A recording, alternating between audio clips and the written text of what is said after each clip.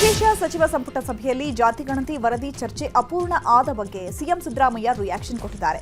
ನಿನ್ನೆ ಕ್ಯಾಬಿನೆಟ್ನಲ್ಲಿ ಚರ್ಚೆಯಾಗಿದೆ. ಮಾಧ್ಯಮಗಳಲ್ಲಿ ಬಂದಿರೋದು ಸುಳ್ಳು, ಜೋರು ಧ್ವನಿಯಲ್ಲಿ ಚರ್ಚೆ, ಜಟಾಪಟಿ ಅನ್ನೋದೆಲ್ಲ ಸುಳ್ಳು. ಚರ್ಚೆ ಅಪೂರ್ಣ ಆಗಿದೆ, ಯಾರೂ ವಿರೋಧ ವ್ಯಕ್ತಪಡಿಸಿಲ್ಲ ಅಂತ ಸಿಎಂ ಸಿದ್ದರಾಮಯ್ಯ ಹೇಳಿದ್ದಾರೆ. ಇನ್ನು ಇದೇ ವಿಚಾರದ ಬಗ್ಗೆ ಡಿಸಿಎಂ ಡಿಕೆ ಶಿವಕುಮಾರ್ ಮಾತನಾಡಿ, ಸಭೆಯಲ್ಲಿ ವಿಚಾರ ವಿನಿಮಯ ಆಗಿದೆ ಅಷ್ಟೇ, ಸಲಹೆಗಳನ್ನು ಕೊಟ್ಟಿದ್ದಾರೆ. ಮಾಧ್ಯಮಗಳಲ್ಲಿ ಬಂದಿರೋದು ವರದಿಗಳೆಲ್ಲ ಸುಳ್ಳು ಅಂತ ಹೇಳಿದ್ದಾರೆ. ನಿನ್ನೆ ಕ್ಯಾಬಿನೆಟ್ನಲ್ಲಿ ಚರ್ಚೆ ಆಯಿತು, ಅಪೂರ್ಣ ಆಗಿದೆ. ಅದಕ್ಕಿಂತ ಮುಂದಕ್ಕೆ ಹಾಕಿದ್ವಿ, ಮುಂದಿನ ಕ್ಯಾಬಿನೆಟ್ ಮೀಟಿಂಗ್ಗೆ ಚರ್ಚೆ ಆಗಿದೆ. ಬಟ್ ಯಾರು ವಿರೋಧ ಮಾಡಿಲ್ಲ. ಚರ್ಚೆ ಅಪೂರ್ಣ ಆಗಿದೆ. ನಿನ್ನೆ ಕ್ಯಾಬಿನೆಟ್ನಲ್ಲಿ ಚರ್ಚೆ ಆಯಿತು, ಅಪೂರ್ಣ ಆಗಿದೆ. ಅದಕ್ಕಿಂತ ಮುಂದಕ್ಕೆ ಹಾಕಿದ್ವಿ, ಮುಂದಿನ ಕ್ಯಾಬಿನೆಟ್ ಮೀಟಿಂಗ್ಗೆ ಚರ್ಚೆ ಆಗಿದೆ. ಬಟ್ ಯಾರು ವಿರೋಧ ಮಾಡಿಲ್ಲ. ವಿಚಾರ ವಿನಿಮಯ ಮಾಡಿದೀವಿ ಅಷ್ಟೇ. ಆ ಏರದ ಧ್ವನಿ, ಕೆಳಗಡೆ ಧ್ವನಿ, ಮೇಲ್ಗಡೆ ಧ್ವನಿ, ಪ್ರತಿ ವಿರೋಧ ಮತ್ತೊಂದು ಏನೂ ಇಲ್ಲ. ಸಲಹೆಗಳು ಕೊಟ್ಟಿದ್ದಾರೆ, ಅಷ್ಟು ಬಿಟ್ರೆ ಬೇರೆ ಏನೂ ತೀರ್ಮಾನ ಆಗಿಲ್ಲ. ವಿಚಾರ ವಿನಿಮಯ ಮಾಡಿದೀವಿ ಅಷ್ಟೇ. ಆ ಏರದ ಧ್ವನಿ, ಕೆಳಗಡೆ ಧ್ವನಿ, ಮೇಲ್ಗಡೆ ಧ್ವನಿ, ಪ್ರತಿ ವಿರೋಧ ಮತ್ತೊಂದು ಏನೂ ಇಲ್ಲ. ಸಲಹೆಗಳು ಕೊಟ್ಟಿದ್ದಾರೆ, ಅಷ್ಟು ಬಿಟ್ರೆ ಬೇರೆ ಏನೂ ತೀರ್ಮಾನ ಆಗಿಲ್ಲ. ವಿಚಾರ ವಿನಿಮಯ. ಜಾತಿ ಜನಗಣತಿ ವಿಚಾರವಾಗಿ ಲಿಂಗಾಯತ ಸಚಿವರ ನಿಲುವೇನು, ಕ್ಯಾಬಿನೆಟ್ ಸಭೆಗೂ ಮುನ್ನ ಪ್ರತ್ಯೇಕ ಸಭೆ ಮಾಡಿದ್ಯಾಕೆ ಅನ್ನೋ ವಿಚಾರದ ಬಗ್ಗೆ ನ್ಯೂಸ್ 18 ಮಾಹಿತಿಯನ್ನ ಕಲೆ ಹಾಕಿದ್ದು, ಪ್ರತ್ಯೇಕ ಸಭೆ ಮಾಡಿ ಅಭಿಪ್ರಾಯ ವಿನಿಮಯ ಮಾಡಿಕೊಂಡ 7 ಸಚಿವರು ಕ್ಯಾಬಿನೆಟ್ ಸಭೆಯಲ್ಲಿ ಚರ್ಚೆಯನ್ನ ನಡೆಸಿದ್ದಾರೆ. ಎಂಬಿ ಪಾಟೀಲ್, ಶಿವಾನಂದ ಪಾಟೀಲ್, ಶರಣಪ್ರಕಾಶ್ ಪಾಟೀಲ್, ಈಶ್ವರ ಖಂಡ್ರೆ, ಲಕ್ಷ್ಮೀ ಹೆಬ್ಬಾಳ್ಕರ್ ಸೇರಿದಂತೆ ಎಲ್ಲಾ ಸಚಿವರು ಚರ್ಚೆಯನ್ನ ನಡೆಸಿ ಪ್ರತ್ಯೇಕ ಧರ್ಮದಂತೆ ಎಡವಟ್ಟಾಗಬಹುದು ಎಂದು ಸಚಿವ ಶಿವಾನಂದ ಪಾಟೀಲ್ ಅಭಿಪ್ರಾಯವನ್ನ ವ್ಯಕ್ತಪಡಿಸಿದ್ದಾರೆ ಎನ್ನಲಾಗಿದೆ. ಇನ್ನು ಸಚಿವ ಶಿವಾನಂದ ಪಾಟೀಲ್ ಮಾತಿಗೆ ಸಿಎಂ ಮರುಪ್ರಶ್ನೆಯನ್ನ ಹಾಕಿದ್ದು, ಯಾವ ರೀತಿ ತೊಂದರೆ ಆಯಿತು ಶಿವಾನಂದ ಎಂದಿದ್ದಕ್ಕೆ ಮತಗಳ ಮೇಲೆ ಪರಿಣಾಮ ಬೀರಿತ್ತು ಸರ್ ಎಂದಿದ್ದಾರೆ. ಇದೇ ನಿಜವಾಗಿದ್ದರೆ ಎಂಬಿ ಪಾಟೀಲ್ ಹೇಗೆ ಗೆಲ್ತಾ ಇದ್ರು, ಅವರೇ ಮುಂಚೂಣಿಯಲ್ಲಿ ಇದ್ರಲ್ಲಪ್ಪ ಎಂದಿದ್ದಾರೆ ಸಿಎಂ. ಈ ವೇಳೆ ಇಲ್ಲ ಸರ್, ಸಮಸ್ಯೆ ಆಗಿತ್ತು ಎಂದಿದ್ದಾರೆ ಖಂಡ್ರೆ.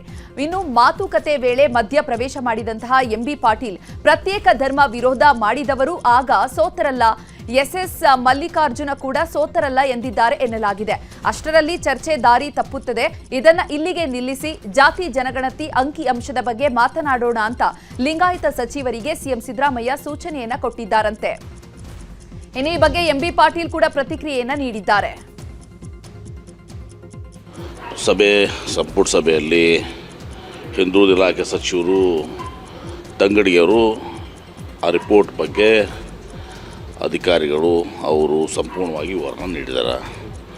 ಮುಖ್ಯಮಂತ್ರಿಗಳು ಕೂಡ ಅದ್ರ ಬಗ್ಗೆ ಸ್ಪಷ್ಟೀಕರಣ ಕೊಟ್ಟಿದ್ದಾರೆ. ನಾವೆಲ್ಲ ಸಚಿವರು ನಮ್ಮ ಸಮುದಾಯಗಳಿಗಾಗಲಿ ಅಥವಾ ಜನರಲ್ ಆಗಿ ಇದರಿಂದ ಅನುಕೂಲ ಏನಿದೆ, ಅನನುಕೂಲ ಏನಿದೆ, ಅದೆಲ್ಲವನ್ನು ಕೂಡ ನಾವು ನಮ್ಮ ಅಭಿಪ್ರಾಯಗಳನ್ನ ತಿಳಿಸಿದ್ದೀವಿ. ಇದಾಗಿಯೂ ಕೂಡ ಇನ್ನೂ ಚರ್ಚೆ ಬಾಕಿ ಇದೆ. ಅದಕ್ಕೆ ಮತ್ತೆ ಇನ್ನೊಂದು ಸಭೆ ಆಗ್ತದೆ. ಆ ಸಭೆಯಲ್ಲಿ ಚರ್ಚೆ ಮಾಡಿ ಅಂತಿಮವಾದಂಥ ನಿರ್ಧಾರಕ್ಕೆ ಬರುವಂಥ ಸಾಧ್ಯತೆಗಳು ಅಂಥ ಯಾವುದೂ ಕೂಡ ಇಲ್ಲ. ಎಲ್ಲರೂ ಕೂಡ ಸೌಹಾರ್ದಯುತವಾಗಿ ಆಗಿದೆ. ಎಲ್ಲರೂ ಕೂಡ ಅರ್ಥ ಮಾಡ್ಕೊಂಡಿದ್ದಾರೆ. ಚರ್ಚೆ ಮಾಡಿ ಒಂದು ಸೂಕ್ತ ನಿರ್ಧಾರ ತಗೋತೀವಿ. ಎಲ್ಲ ಕಡೆ ಅವರು ಅದನ್ನೆಲ್ಲ ವಿವರಣೆ ಕೊಟ್ಟಿದ್ದಾರೆ, ಸಭೆಯಲ್ಲಿ ವಿವರಣೆ ಕೊಟ್ಟಿದ್ದಾರೆ. ಎಷ್ಟು ಮಂದಿ ಜನರು ಇದು ಮಾಡಿದ್ದೀರಿ, ಯಾರು ಸಹಿ ಅಂತ ಪಡ್ಕೊಂಡಿರ್ತಂಥದ್ದು, ಯಾವ್ಯಾವ ಅಂಶಗಳ ಮೇಲೆ ಒಂದು ಸಮೀಕ್ಷೆ ಆಗಿದೆ, ಅದೆಲ್ಲ ವಿವರಣೆ ಕೊಟ್ಟಿದ್ದಾರೆ ಸಭೆ. ಜಾತಿ ಜನಗಣತಿ ಅನುಷ್ಠಾನಕ್ಕೆ ಶ್ರೀಶೈಲ ಜಗದ್ಗುರು ವಿರೋಧ ವ್ಯಕ್ತಪಡಿಸಿದ್ದಾರೆ. ಅವೈಜ್ಞಾನಿಕ ಜಾತಿ ಜನಗಣತಿ ಅಂತ ಸ್ವಾಮೀಜಿ ಅಭಿಪ್ರಾಯವನ್ನು ವ್ಯಕ್ತಪಡಿಸಿದ್ದಾರೆ. ಬೆಳಗಾವಿ ಜಿಲ್ಲೆ ಯಡೂರು ಕಾಡಸಿದ್ದೇಶ್ವರ ಮಠದಲ್ಲಿ ಮಾತನಾಡಿದ ಶ್ರೀಶೈಲ ಪೀಠದ ಜಗದ್ಗುರು ಚನ್ನಸಿದ್ದರಾಮ ಪಂಡಿತಾರಾಧ್ಯ ಸ್ವಾಮೀಜಿ, ಸಮೀಕ್ಷೆ ಪ್ರಾಮಾಣಿಕತೆಯಿಂದ ಕೂಡಿಲ್ಲ ಹಾಗೂ ಅವೈಜ್ಞಾನಿಕ ವರದಿಯಾಗಿದೆ. ಮನೆ ಮನೆಗೆ ಹೋಗಿ ಸಂಪರ್ಕ ಮಾಡದೆ ಸಮೀಕ್ಷೆ ನಡೆದಿದೆ.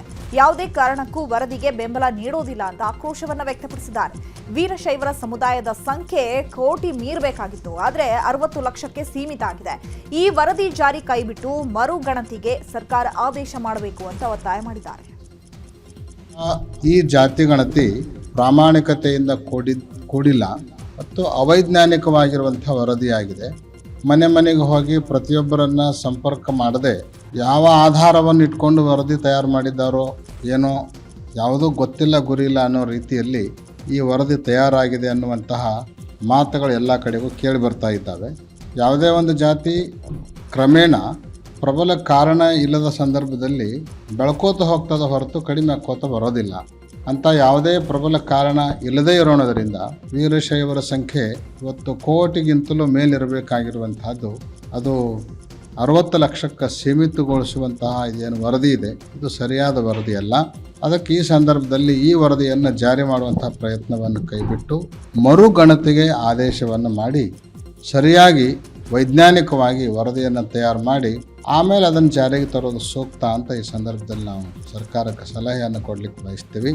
ವಸ್ತುತ ಜಾತಿ ಗಣತಿ ಸಮೀಕ್ಷೆ ಕುರಿತು ಈಗಾಗಲೇ ನಾವು ಹೇಳಿರುವಂತೆ ಚರ್ಚೆ ಆಗಿದೆ.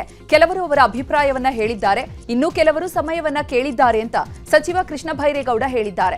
ಕೋಲಾರದಲ್ಲಿ ಮಾತನಾಡಿದ ಕಂದಾಯ ಸಚಿವ ಕೃಷ್ಣ ಭೈರೇಗೌಡ, ಎಲ್ಲರ ಅಭಿಪ್ರಾಯವನ್ನ ಪಡೆದು ಮುಂದಕ್ಕೆ ಹೋಗುವುದು ಸಿಎಂ ಅವರ ನಿರ್ಧಾರ. ಯಾರ ಅಭಿಪ್ರಾಯದ ಬಗ್ಗೆಯೂ ಕೂಡ ತಕರಾರಿಲ್ಲ. ಪ್ರಜಾಪ್ರಭುತ್ವದಲ್ಲಿ ಎಲ್ಲರ ಅಭಿಪ್ರಾಯವನ್ನ ಕೇಳಬೇಕಿದೆ. ಎಲ್ಲರ ಅಭಿಪ್ರಾಯವನ್ನ ಪಡೆದುಕೊಳ್ಳಲು ಮುಕ್ತವಾಗಿ ಅವಕಾಶವನ್ನ ನೀಡಲಾಗಿದೆ. ಅಭಿಪ್ರಾಯ ವಿಮರ್ಶೆ ಮಾಡಿ ತಾರ್ಕಿಕ ತೀರ್ಮಾನ ಆಗಲಿದೆ ಎಂದಿದ್ದಾರೆ. ಎಲ್ಲರಿಗೂ ಕೂಡ ಯಾವುದೇ ಒಂದು ಸಂಕೋಚ ಇಲ್ಲದೆ ಎಲ್ಲರಿಗೂ ಮುಕ್ತ ಅವಕಾಶವನ್ನ ಕೊಟ್ಟಿದ್ದಾರೆ ಮತ್ತು ಮುಖ್ಯಮಂತ್ರಿಗಳು ಸ್ಪಷ್ಟಪಡಿಸಿದ್ದಾರೆ. ಇದರಲ್ಲಿ ನಾವು ತರಾತುರಿಯಲ್ಲಿ ತೀರ್ಮಾನ ಮಾಡತಕ್ಕಂತಹ ಉದ್ದೇಶ ಇಲ್ಲವೇ ಇಲ್ಲ. ಎಲ್ಲಾರ್ದು ಅಭಿಪ್ರಾಯವನ್ನ ತೆಗೆದುಕೊಂಡೇ ತೀರ್ಮಾನ ಮಾಡೋಣ. ಒಂದು ವಾರ ಅಲ್ಲ, ಇನ್ನೂ ಒಂದು ವಾರ ಆಗಲಿ ಪರವಾಗಿಲ್ಲ, ಅಥವಾ ಇನ್ನೂ ಹೆಚ್ಚಿಗೆ ಸಮಯ ಬೇಕಾದ್ರೂ ಪರವಾಗಿಲ್ಲ. ಎಲ್ಲರ ಅಭಿಪ್ರಾಯವನ್ನ ತೆಗೆದುಕೊಂಡು ಎಲ್ಲರನ್ನು ಜೊತೆಗೆ ಮುಂದಕ್ಕೆ ಕೊಂಡೊಯ್ಯುವುದು ನಮ್ಮ ಉದ್ದೇಶ ಅನ್ನೋದು ಸರ್ಕಾರದ ಉದ್ದೇಶವೂ ಆಗಿದೆ. ಮಾನ್ಯ ಮುಖ್ಯಮಂತ್ರಿಗಳ ಉದ್ದೇಶನೂ ಕೂಡ ಅದೇ ಆಗಿದೆ. ಸೊ ಇನ್ನೂ ಸ್ವಲ್ಪ ವೈಡರ್ ಕನ್ಸಲ್ಟೇಷನ್ ಆಗಲಿ, ಚರ್ಚೆಗಳಾಗ್ಲಿ, ಎಲ್ಲರದ್ದು ಅಭಿಪ್ರಾಯ ಬರಲಿ, ಎಲ್ಲರದ್ದು ಅಭಿಪ್ರಾಯ ತಗೊಂಡು ಮುಂದೆ ಹೆಜ್ಜೆ ಇಡೋಣ ಅನ್ನೋದು ಸರ್ಕಾರದ ತೀರ್ಮಾನ. ಮುಖ್ಯಮಂತ್ರಿಗಳು ಜಾತಿ ಜನಗಣತಿ ಎಂಬ ಮರಕೋತಿ ಆಟ ಕಾಂಗ್ರೆಸ್ ಆಡ್ತಾ ಇದೆ ಅಂತ ವಿಪಕ್ಷ ನಾಯಕ ಆರ್ ಅಶೋಕ್ ಲೇವಡಿ ಮಾಡಿದ್ದಾರೆ. ಕ್ಯಾಬಿನೆಟ್ನಲ್ಲಿ ತಿಂಡಿ ತಿಂದು ಕೆಲಸ ಕಾರ್ಯಗಳು ಇಲ್ಲದೆ ಹೋಗಿರುವುದು, ಇಂತಹ ಪುರುಷಾರ್ಥಕ್ಕೆ ಮತ್ತೆ ಯಾಕಪ್ಪ ಕ್ಯಾಬಿನೆಟ್ ನಡೆಸಬೇಕು? ಕಾಂತಿಯೇ ಇಲ್ಲದ ಕಾಂತರಾಜ ಸಹಿ ಹಾಕದೆ ಓಡ್ ಹೋಗಿದ್ದಾನೆ. ಮೀಸಲಾತಿಯ ಗೊಂದಲ, ಸಿದ್ದರಾಮಯ್ಯ ಮೋಸದ ರಾಮಯ್ಯ, ತಮ್ಮ ಕುರ್ಚಿಗೆ ಕಂಟಕ ಬಂದಾಗ ವರದಿ ರಿಲೀಸ್ ಮಾಡಿದ್ದಾರೆ ಅಂತ ಕಿಡಿಕಾರಿದ್ದಾರೆ. ಮೀಸಲಾತಿಯ ಗೊಂದಲ, ಸಿದ್ದರಾಮಯ್ಯ ಮೋಸದ ರಾಮಯ್ಯ. ಸಿದ್ದರಾಮಯ್ಯ ಅವರು ನೋಡಿ ಈಗ ಟ್ರಾನ್ಸ್ಫರ್ ಮಾಡಬೇಕು ಅಧಿಕಾರ ಅಂದಾಗೆ ಈ ವರದಿಯನ್ನ ಬಿಡುಗಡೆ ಮಾಡಿದ್ದಾರೆ. ಯಾಕೆ ಬಂದ ದಿನಾನೇ 2 ವರ್ಷ ಏನ್ ತಿಂತಾ ಇದ್ರಿ? ಕಳೆಕಾಯಿ ತಿಂತಾ ಇದ್ರ ನೀವು? ಅವತ್ತು ಬಂದ ದಿನಾನೇ ಬಿಡುಗಡೆ ಮಾಡಿಬಿಡ್ಬೇಕಾಯ್ತು. ಬಂದ ದಿನಾನೇ ಬಿಡುಗಡೆ ಮಾಡಿಬಿಡ್ಬೇಕಾಯ್ತು. ನೋಡಪ್ಪ ಇದು ವರದಿ ಅಂತ ಯಾಕೆ ಬಿಡುಗಡೆ ಮಾಡ್ಲಿಲ್ಲ? ಅವಾಗ ಮಜಾ ಸಿದ್ದರಾಮಯ್ಯ ಮಜಾ ಹೊಡ್ಕೊಂಡಿದ್ರು. ಯಾವಾಗ ಅಧಿಕಾರಕ್ಕೆ ಕಂಟಕ ಬಂತು ಅವಾಗ ಬಿಡೋದೀಗ. ಬಿಟ್ಟಿದ್ದೀನಿ. ಈ ಮೀಸಲಾತಿಯ ಜಾತಿ ಜನಗಣತಿ ವರದಿಗೆ ನಾವು ವಿರೋಧಿಗಳಲ್ಲ ಅಂತ ಮಾಜಿ ಕೃಷಿ ಸಚಿವ ವಿ.ಸಿ. ಪಾಟೀಲ್ ಹೇಳಿದ್ದಾರೆ. ಹಾವೇರಿಯಲ್ಲಿ ಮಾತನಾಡಿದ ಅವರು, ಜಾತಿ ಗಣತಿ ಅವೈಜ್ಞಾನಿಕದಿಂದ ಕೂಡಿದೆ. ನೈಜವಾದ ಗಣತಿ ಮಾಡಿ. ಕಾಂಗ್ರೆಸ್ನವರಿಗೆ 136 ಸೀಟ್ ಬಂದು ಕಾಮಾಲೆ ಕಣ್ಣಿಗೆ ಕಾಣೋದೆಲ್ಲ ಹಳದಿ ಅನ್ನುವಂತೆ ಆಗೋಗಿದೆ ಅಂತ ಹೇಳಿ ಆಕ್ರೋಶವನ್ನ ವ್ಯಕ್ತಪಡಿಸಿದ್ದಾರೆ. ಜಾತಿ ಗಣತಿ ಬಗ್ಗೆ ಪ್ರತಿಯೊಬ್ಬ ಸಮಾಜದವರಿಗೆ ಆತಂಕ ಇದೆ ಅಂತ ದಾವಣಗೆರೆಯಲ್ಲಿ ಸಂಸದೆ ಡಾಕ್ಟರ್ ಪ್ರಭಾ ಮಲ್ಲಿಕಾರ್ಜುನ್ ಹೇಳಿದ್ದಾರೆ. ಗಣತಿ ಅವೈಜ್ಞಾನಿಕ ಅಂತ ನಾವು ಹೇಳಿದ್ದೇವೆ. ನಾವು ಜಾತಿ ವಿರೋಧಿಗಳಲ್ಲ, ಜಾತಿ ಗಣತಿ ವಿರೋಧಿಗಳಲ್ಲ.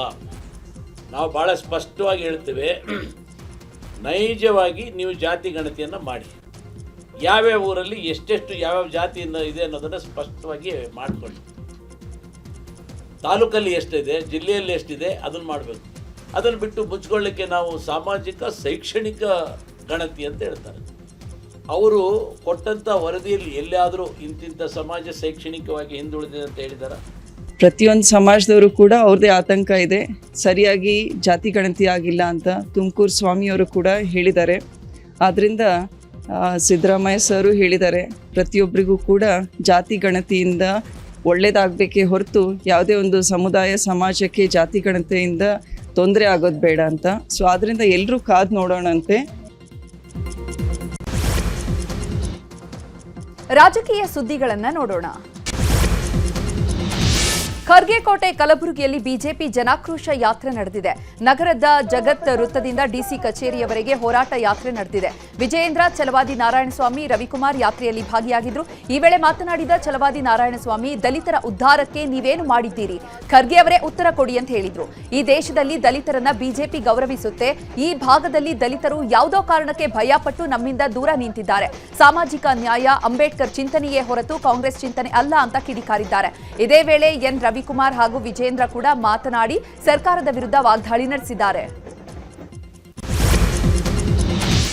ಜನಾಕ್ರೋಶ ಯಾತ್ರೆಗಾಗಿ ಕಲಬುರಗಿಗೆ ಬಂದ ಬಿಜೆಪಿಗರಿಗೆ ಪ್ರಿಯಾಂಕ್ ಖರ್ಗೆ ಪ್ರಶ್ನೆ ಕೇಳಿದ್ದಾರೆ. ಈ ಸಂಬಂಧ ಎಕ್ಸ್ನಲ್ಲಿ ಪೋಸ್ಟ್ ಮಾಡಿ ತನ್ನ ವಿರುದ್ಧ ಈ ಹಿಂದೆ ಬಿಜೆಪಿ ಮಾಡಿದ ಆರೋಪ ಉಲ್ಲೇಖಿಸಿ ಪ್ರಶ್ನೆ ಮಾಡಿದ್ದಾರೆ.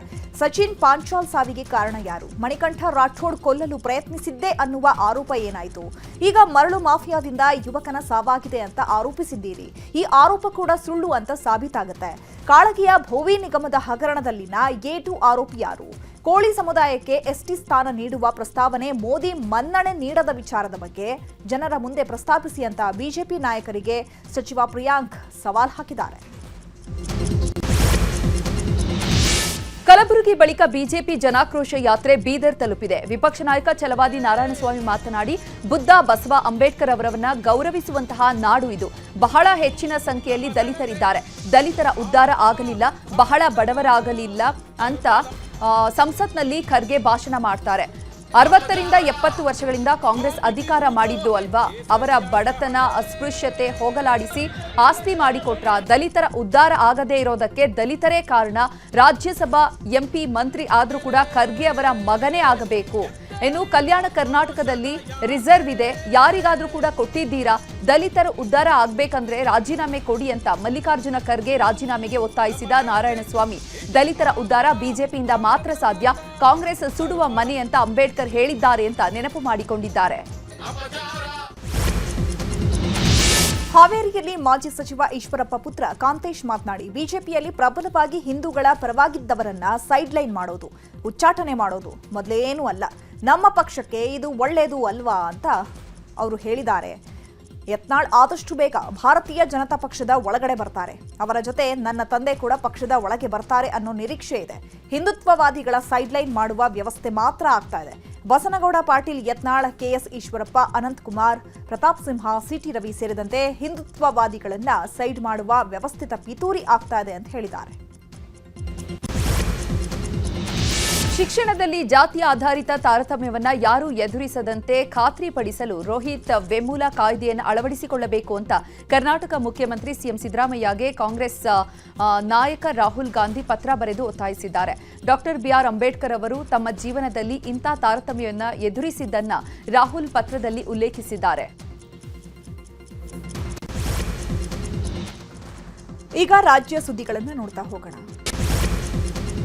ಸಿಇಟಿ ಪರೀಕ್ಷಾರ್ಥಿಗಳ ಜನಿವಾರ ಕತ್ತರಿಸಿದ ಘಟನೆಗೆ ಕೆಇಎ ಕಾರ್ಯನಿರ್ವಾಹಕ ನಿರ್ದೇಶಕ ಪ್ರಸನ್ನ ಕ್ಷಮೆ ಕೇಳಿದ್ದಾರೆ. ಪರೀಕ್ಷಾ ಸಿಬ್ಬಂದಿ ಜನಿವಾರ ತೆಗಿಬೇಕು ಅಂತ ಹೇಳಿದ್ದು ತಪ್ಪು. ಇದನ್ನ ಕೆಇಎ ಒಪ್ಪುವುದಿಲ್ಲ. ಕೆಇಎ ಇಂತಹ ಯಾವುದೇ ಮಾರ್ಗಸೂಚಿ ಕೊಟ್ಟಿಲ್ಲ. ತಪ್ಪು ಆಗಿದೆ. ಇದಕ್ಕೆ ಕೆಇಎ ವಿಷಾದ ವ್ಯಕ್ತಪಡಿಸುತ್ತೆ. ನಾನೇ ಬ್ರಾಹ್ಮಣ ಸಮುದಾಯಕ್ಕೆ ಕ್ಷಮೆ ಕೇಳ್ತೀನಿ. ಬೀದರ್ ವಿದ್ಯಾರ್ಥಿಗಳಿಗೆ ಅನ್ಯಾಯ ಆಗದಂತೆ ನಾವು ಕ್ರಮ ಕೈಗೊಳ್ಳುತ್ತೀವಿ. ಗಣಿತ ವಿಷಯ ಬರೆಯದೇ ಹೋದ್ರೂ ಎಂಜಿನಿಯರ್ ರ್ಯಾಂಕ್ ಕೊಡಲು ನಿಯಮ ಇದೆ. ಅದರಂತೆ ವಿದ್ಯಾರ್ಥಿಗೆ ನ್ಯಾಯ ಕೊಡಿಸ್ತೀವಿ ಅಂತ ಭರವಸೆ ಕೊಟ್ಟಿದ್ದಾರೆ. ಇನ್ನು ಜನಿವಾರ ಜಟಾಪಟಿ ಬಗ್ಗೆ ಉನ್ನತ ಶಿಕ್ಷಣ ಸಚಿವ ಎಂಸಿ ಸುಧಾಕರ್ ರಿಯಾಕ್ಷನ್ ಕೊಟ್ಟಿದ್ದು, ಯಾವುದೇ ಕೇಂದ್ರದಲ್ಲಿ ಆ ರೀತಿ ಆಗಿದ್ರೆ ಗಂಭೀರವಾಗಿ ಪರಿಗಣನೆ ಮಾಡ್ತೀವಿ. ಇನ್ನು ಶಿಕ್ಷಣ ಸಚಿವ ಮಧು ಬಂಗಾರಪ್ಪ ಮಾತನಾಡಿದ್ದು, ವಿದ್ಯಾರ್ಥಿಗೆ ಮರುಪರೀಕ್ಷೆ ಬಗ್ಗೆ ಚರ್ಚಿಸಿ ತೀರ್ಮಾನ ಮಾಡ್ತೀವಿ ಅಂತ ಹೇಳಿದ್ದಾರೆ. ಜನಿವಾರ ಧರಿಸಿದ ವಿದ್ಯಾರ್ಥಿಗೆ ಪರೀಕ್ಷಾ ಪ್ರವೇಶ ನಿರಾಕರಿಸಿರುವುದು ತಪ್ಪು ಅಂತ ಸಚಿವ ಬೋಸರಾಜು ಕೂಡ ಹೇಳಿದ್ದಾರೆ.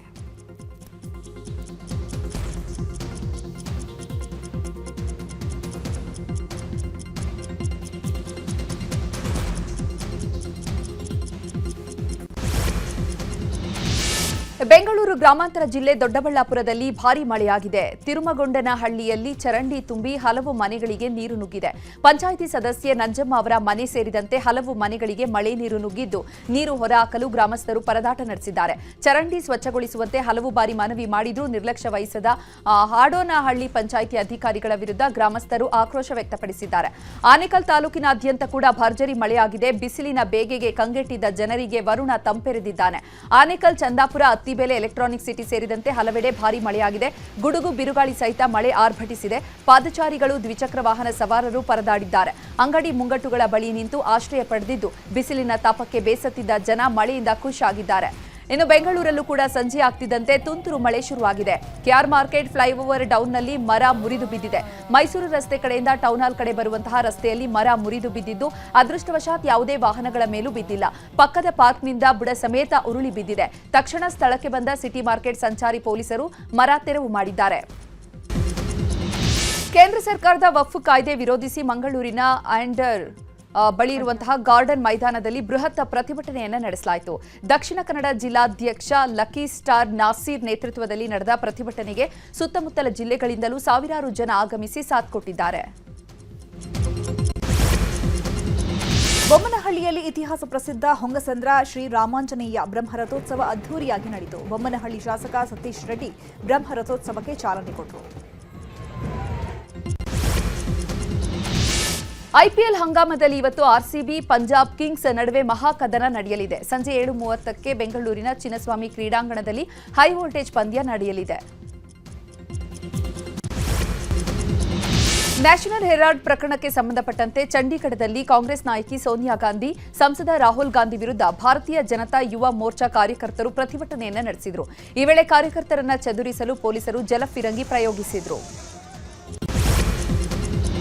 ನ್ಯಾಷನಲ್ ಹೆರಾಲ್ಡ್ ಪ್ರಕರಣದಲ್ಲಿ ಸೋನಿಯಾ ಗಾಂಧಿ, ರಾಹುಲ್ ಗಾಂಧಿ ವಿರುದ್ಧ ಇಡಿ ಚಾರ್ಜ್ ಶೀಟ್ ಸಲ್ಲಿಸಿರುವ ಹಿನ್ನೆಲೆ ಭೋಪಾಲ್ನಲ್ಲಿ ಕಾಂಗ್ರೆಸ್ ಕಾರ್ಯಕರ್ತರು ಪ್ರತಿಭಟನೆ ನಡೆಸಿದ್ದಾರೆ. ಈ ವೇಳೆ ಕಾರ್ಯಕರ್ತರನ್ನು ಚದುರಿಸಲು ಪೊಲೀಸರು ಜಲಫಿರಂಗಿ ಪ್ರಯೋಗಿಸಿದರು. ಬಿಹಾರದ ಪಾಟ್ನಾದಲ್ಲಿ ಭಾರತೀಯ ಯುವ ಕಾಂಗ್ರೆಸ್ ಸದಸ್ಯರು ರೈಲನ್ನು ತಡೆದು ಪ್ರತಿಭಟನೆ ನಡೆಸಿದ್ದಾರೆ.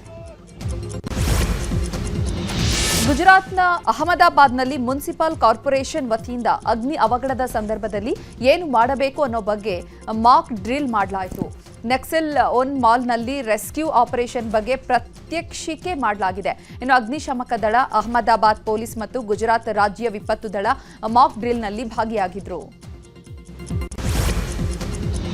ದೆಹಲಿಯಲ್ಲಿ ಹರಿಯುವ ಯಮುನಾ ನದಿ ಕಲುಷಿತಗೊಂಡಿದ್ದು ನದಿಯ ನೀರು ಕಪ್ಪು ಬಣ್ಣಕ್ಕೆ ತಿರುಗಿದೆ. ಅಷ್ಟು ಮಾತ್ರವಲ್ಲದೆ ಯಮುನಾ ನದಿ ನೀರಲ್ಲಿ ನೊರೆಯ ಪ್ರಮಾಣ ಹೆಚ್ಚಾಗಿದ್ದು ಕಲುಷಿತ ಆಗಿರೋದಕ್ಕೆ ಸಾಕ್ಷಿ ಎನ್ನುವಂತಿದೆ.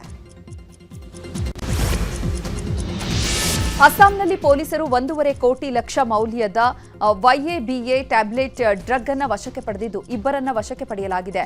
ಕಂಡಿ ಗ್ರಾಮ ಪ್ರದೇಶದಲ್ಲಿ ಡ್ರಗ್ಸ್ ಸಾಗಿಸ್ತಾ ಇದ್ದ ಮಾಹಿತಿ ಆಧರಿಸಿ ಕಾರ್ಯಾಚರಣೆ ಮಾಡಿದ್ದು ಕಾರಿನ ಬ್ಯಾನೆಟ್ ಒಳಗೆ ಇಟ್ಟಿದ್ದನ್ನ ಪತ್ತೆ ಮಾಡಿ ಜಪ್ತಿ ಮಾಡಿದ್ದಾರೆ. 1.5 ಲಕ್ಷ ಮೌಲ್ಯದ ಡ್ರಗ್ ಅನ್ನು ಸೀಸ್ ಮಾಡಲಾಗಿದೆ. ವಿದೇಶ ಸುದ್ದಿಗಳನ್ನು ನೋಡ್ತಾ ಹೋಗೋಣ. ಅಮೆರಿಕ ಜೊತೆ ನಮ್ಮ ಸಹಭಾಗಿತ್ವವನ್ನು ಮುನ್ನಡೆಸಲು ಭಾರತ ಬದ್ಧ ಅಂತ ಎಲಾನ್ ಮಸ್ಕ್ ಜೊತೆ ಪ್ರಧಾನಿ ಮೋದಿ ಫೋನ್ನಲ್ಲಿ ಚರ್ಚೆ ಮಾಡಿದ್ದಾರೆ. ಟೆಸ್ಲಾ ಮತ್ತು ಸ್ಪೇಸ್ ಎಕ್ಸ್ ಸೇರಿದಂತೆ ಮಸ್ಕ್ ಅವರ ವ್ಯವಹಾರ ಕಂಪನಿಗಳ ಬಗ್ಗೆ ಮಾತುಕತೆ ನಡೆಸಿದ ಮೋದಿ ತಮ್ಮ ಎಕ್ಸ್ ಖಾತೆಯಲ್ಲಿ ಇದೆಲ್ಲವನ್ನ ತಿಳಿಸಿದ್ದಾರೆ. ಅಮೆರಿಕ ಅಧ್ಯಕ್ಷ ಡೊನಾಲ್ಡ್ ಟ್ರಂಪ್ ಅವರ ಪ್ರಮುಖ ಸಲಹೆಗಾರ, ವಿಶ್ವದ ಅತ್ಯಂತ ಶ್ರೀಮಂತ ವ್ಯಕ್ತಿ ಎಲಾನ್ ಮಸ್ಕ್ ಜೊತೆ ಮಾತುಕತೆ ನಡೆಸಿದ್ದನ್ನು ತಿಳಿಸಿದ್ದಾರೆ. ವಕ್ಫ್ ಮಸೂದೆ ವಿಚಾರವಾಗಿ ಪಶ್ಚಿಮ ಬಂಗಾಳದ ಮುರ್ಷಿದಾಬಾದ್ನಲ್ಲಿ ನಡೆದ ಹಿಂಸಾಚಾರ ಕುರಿತು ಕಮೆಂಟ್ ಮಾಡಿದಂತಹ ಬಾಂಗ್ಲಾದೇಶ ಸರ್ಕಾರಕ್ಕೆ ಭಾರತ ತಿರುಗೇಟು ನೀಡಿದೆ. ನಮ್ಮ ದೇಶದ ವಿಚಾರದಲ್ಲಿ ಮೂಗು ತೂರಿಸುವ ಮೊದಲು ನಿಮ್ಮ ದೇಶದಲ್ಲಿ ಅಲ್ಪಸಂಖ್ಯಾತ ಹಿಂದೂಗಳ ಮೇಲಿನ ದೌರ್ಜನ್ಯದ ಕುರಿತು ಗಮನ ಹರಿಸಿ ಎಂದಿದೆ. ಭಾರತ ಹಾಗೂ ಹಿಂದೂ ಧರ್ಮದ ವಿರುದ್ಧ ಪಾಕ್ ವಿಷಕಾರುವ ಪ್ರವೃತ್ತಿಯನ್ನ ಮುಂದುವರೆಸಿದೆ. ಪಾಕ್ ಸೇನಾ ಮುಖ್ಯಸ್ಥ ಮಾತನಾಡಿ, ನಾವು ಹಿಂದೂಗಳಿಗಿಂತ ಭಿನ್ನ, 13 ಲಕ್ಷ ಸೈನಿಕರ ಕೈಯಲ್ಲೇ ಏನೂ ಮಾಡಲಾಗಲಿಲ್ಲ ಅಂತ ದರ್ಪ ಮೆರೆದಿದ್ದಾರೆ. ಪಾಕಿಸ್ತಾನದ ಸೇನಾ ಮುಖ್ಯಸ್ಥ ಜನರಲ್ ಅಸೀಂ ಮುನೀರ್ ಭಾರತ ಹಾಗೂ ಹಿಂದೂ ಧರ್ಮದ ಬಗ್ಗೆ ಕಾಮೆಂಟ್ ಮಾಡಿದ್ದಾರೆ.